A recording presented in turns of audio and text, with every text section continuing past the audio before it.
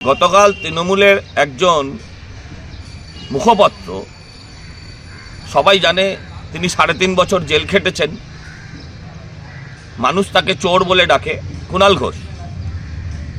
হ্যাঁ, তার নামের আগে উপাধির মতন, রায় বাহাদুর যেমন উপাধি হয় না, সেরকম উপাধির মতন মানুষ তার নামের আগে চোর কুণাল বসিয়ে দিয়েছে।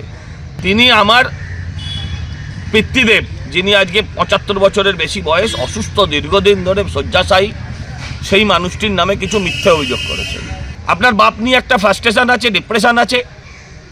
আপনাকে লোকে টেস্ট টিউব বেবি বলেছে, আমি বলিনি, এখনো বলবো না। আপনি কখনো শুভেন্দুবাবুর বাপ তুলেছেন? তিনিও, তার বাবা একজন অশীতিপর বৃদ্ধ প্রাজ্ঞ রাজনীতিবিদ। আপনি সিপিএমের নেতা শতরূপ ঘোষের বাপ তুলেছেন, শেষ অবধি আমারটাও তুললেন, আমার কোনো আপত্তি নেই। একটা ছোট্ট কথা বলবো, যদি আপনি বাপের বেটা হন তাহলে আপনি প্রমাণ করুন তিনি খুনের অপরাধে অভিযুক্ত। আরে কুণাল বাবু, ওই দিবার সিনেমার অমিতাভ বচ্চনের যেমন হাতে ট্যাটু করে লিখে দেওয়া হয়েছিল না, মেরা বাপ চোর হ্যায়, সেরকম আপনার কপালে অদৃশ্য ট্যাটু করে দিয়েছেন মমতা ব্যানার্জি, কুণাল ঘোষ তুম চোর হ্যায়। সেটা সবাই বলে, বিরোধীরা ক্যামেরার সামনে বলে, আর আপনার দলের লোকেরা ক্যামেরার আড়ালে বলে। এটাই তফাৎ। আপনার পেছনে ঘুরিনি। জেল থেকে আসার পর আপনার পাশে কেউ ছিল না, তখনও আমি ছিলাম। আপনার পেছনে ঘুরিনি। আর আপনি তো আমার বাবার পেছনে ঘুরতেন। এই আমার বাবার যত অনুষ্ঠান হয়েছে আমার পাড়ায়, কত ছবি দেব, সেখানে এসে তো তাকে আপনি পায়ে হাত দিয়ে প্রণাম করে মসিয়া ভগবান সব বলতেন। তখন মনে ছিল না যে প্রদীপ ঘোষ লম্পট, দুশ্চরিত্র? আপনি যাকে দুশ্চরিত্র, লম্পট বলছেন, তিনি তার জীবদ্দশায় তার এই অঞ্চল থেকে 5বার জিতেছেন, 25টা বছর। আপনারা কেউ কখনো হারাতে পারেনি, শেষ দিন অবধি। আপনার লজ্জা হওয়া উচিত।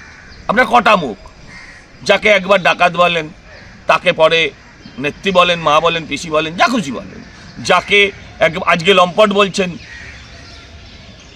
তিনি যখন অ্যাক্টিভ ছিলেন, সক্রিয় ছিলেন, তখন তাকে পায়ে হাত দিয়ে প্রণাম করতেন। আপনার তো লজ্জা হওয়া উচিত। নৈশো আসর, খারাপ লাগে না বলতে? শুধু কি পার্থর একার অর্পিতা আছে? আরও অনেক অর্পিতা আছে, এসব বলতে চাই না। আপনি আপনার বাবা সম্বন্ধে আপনার তখনকার অফিস থেকে বহিষ্কৃত হবার পর আমাকে যেগুলো বলেছিলেন, সেগুলো যদি আজকে ক্যামেরার সামনে বলে দিই, আপনার স্বর্গত পিতা এবং আপনি এবং আপনার পরবর্তী প্রজন্ম সবাই লজ্জিত হবে। কিন্তু আমি এগুলো বলবো না, আপনাকে চোরকে চোরই বলবো। সজল ঘোষের এই যে লম্পজম্প কুৎসা, এগুলো দেখে আমার ভারী মজা লাগছে। যখন একতরফা ব্যক্তিগত আক্রমণ করে যায়, তখন কি বীরত্ব। একদিন একটু ডোজ দিয়েছি, তাতেই লেজে কালীপটকা বাঁধলে যেরকম তিড়িং বিড়িং ঘেউ ঘেউ, সেগুলো সব শুরু হয়ে গেছে। এবং সমস্যা হচ্ছে এই যে, যদি কোনো দুই ব্যক্তি দীর্ঘদিন একসঙ্গে পথ চলে থাকে, খুব কাছাকাছি থাকে, তাহলে না, যদি আমি বলে দিই তাহলে কিন্তু বিপদে পড়ে যাবে, এই ধরনের কথা বলার অনেক অধিকার জন্মে যায়। সে আবার ভুলে যায় যে উল্টো দিকেও কিন্তু এই একই কথাটা বলা যায়, যদি আমি বলে দিই। যে বাল্য বন্ধুর সঙ্গে, পাড়ার বন্ধুর সঙ্গে কোন ইস্যুতে মুখ দেখা দেখি বন্ধ, এসব মুখ খুললে তো পরের জেনারেশন কেন, তার পরের 14 জেনারেশন মুখ দেখাতে পারবে না। বলছে আমি কেন বাবা তুলেছি, শুভেন্দুর বাবা তুলেছি। আরে শুভেন্দুর বাবা শিশির অধিকারী, তৃণমূলের সাংসদ, তিনি দলবদল করবেন, তারা বিশ্বাসঘাতকতা করবেন, আর অ্যাটাক করার সময় তখন শুভেন্দুর বাবা তুলছে কুণাল, এইসব কথাগুলোর কোনো জাস্টিফিকেশন নেই। আর এত কথা সজল বলছে, হাস্যকর। ও কেন গেছে? ও দল বদলেছে কি কোনো নীতিতে, কোনো আদর্শে, বিজেপিকে ভালোবেসে? না, সজল গেছে 50 নম্বর ওয়ার্ডের টিকিটের জন্য। ও বলেছে আমি চেষ্টা করেছি ওকে দলে রাখতে, 100 বার চেষ্টা করেছি আমি ওকে দলে রাখতে। একটা অ্যাক্টিভ ছেলে কেন দলে রাখার চেষ্টা করব না?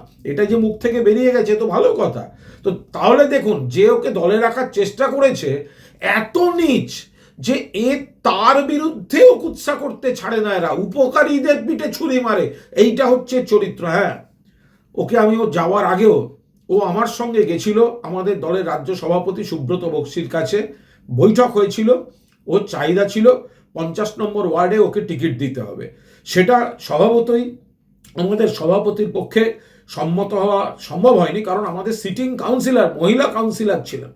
ফলে সেই জায়গায় দাঁড়িয়ে যেহেতু একটা কংক্রিট ডিসকাশনে পৌঁছয়নি, তো ও চলে গিয়েছে। যে কথায় কথায় সজল আমাকে কারাবাসের কথা বলে একটা সময় আমার পেছনে ঘুরতো, তো সেই আমি মনে করিয়ে দিতেছি, সজল তুমি তোমার বাবা হচ্ছেন সেই প্রদীপ ঘোষ যিনি রাতের নৈশ আসরে মদ্যপ অবস্থায় কংগ্রেস নেত্রী তার বান্ধবী চিত্রা ঘোষকে গুলি করে মেরেছিলেন। তোমার বাবার বিরুদ্ধে সেই মহিলার মৃত্যুর অভিযোগ ছিল এবং তোমার বাবা গ্রেপ্তার হয়েছিলেন। হাইকোর্ট তাকে একদম বেইজ্জত করেনি, এই কুণালের মতন বারবার বেল রিজেক্ট করেনি, তাকে নিরপরাধী ঘোষণা করেছে। সে বহু বছর আগে, 30-35 বছর আগেকার ঘটনা। একদিন একটু ডোজ দিয়েছি, তাতেই লেজে কালীপটকা বাদলে যেরকম তিড়িং বিড়িং ঘেউ ঘেউ সেগুলো সব শুরু হয়ে গেছে। এবং সমস্যা হচ্ছে এই যে যদি কোনো দুই ব্যক্তি দীর্ঘদিন একসঙ্গে পথ চলে থাকে, খুব কাছাকাছি থাকে, তাহলে না যদি আমি বলে দিই তাহলে কিন্তু বিপদে পড়ে যাবে, এই ধরনের কথা বলার অনেক অধিকার জন্মে যায়। সে আবার ভুলে যায় যে উল্টো দিকেও কিন্তু এই একই কথাটা বলা যায়, যদি আমি বলে দিই যে বাল্য বন্ধুর সঙ্গে পাড়ার বন্ধুর সঙ্গে কোন ইস্যুতে মুখ দেখা দেখি বন্ধ। এত কথা সজল বলছে, হাস্যকর। ও কেন গেছে? ও দল বদলেছে কি কোনো নীতিতে, কোনো আদর্শে, বিজেপিকে ভালোবেসে? না, সজল গেছে 50 নম্বর ওয়ার্ডের টিকিটের জন্য। আমার সঙ্গে গেছিল আমাদের দলের রাজ্য সভাপতি সুব্রত বক্সির কাছে, বৈঠক হয়েছিল, ওর চাহিদা ছিল 50 নম্বর ওয়ার্ডে ওকে টিকিট দিতে হবে। সেটা স্বভাবতই আমাদের সভাপতির পক্ষে সম্মত হওয়া সম্ভব হয়নি।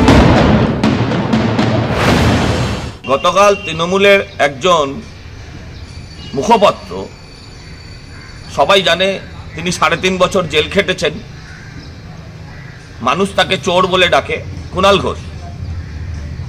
হ্যাঁ, তার নামের আগে উপাধির মতন, রায় বাহাদুর যেমন উপাধি হয় না, সেরকম উপাধির মতন মানুষ তার নামের আগে চোর কুণাল বসিয়ে দিয়েছে।